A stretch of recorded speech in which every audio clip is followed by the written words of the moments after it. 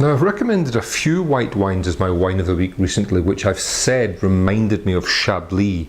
And what I mean by that is Chablis' typical style is very fresh. It is unoaked or very, very lightly oaked, and it has something of a kind of seashelly mineral, wet river stone quality to it, which is quite hard to describe, and is said to come from the very special soils of Chablis, the Kimmeridgian soils, which are in fact rich in the fossils of old oyster beds, and are said to give that kind of slightly salty, slightly kind of flinty character to the wines.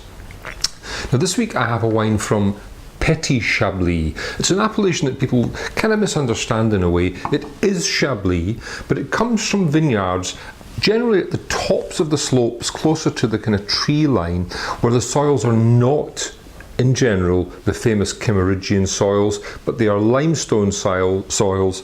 It is Chardonnay, and it is made in the same cool climate as all other Chablis, so it is a proper white Burgundy and shouldn't be looked down on, especially when one is as good as this.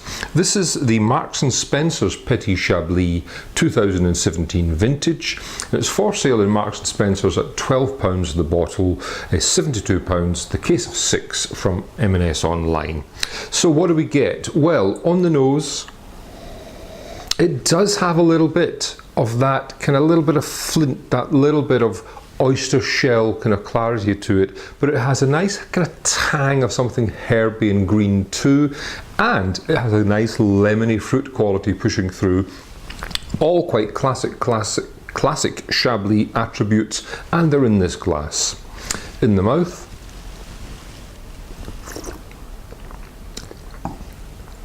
great. It ramps up the fruit quite considerably. Only 12.5% alcohol here, but there's a slight lusciousness to the fruit, a kind of nectarine-like juiciness in the background.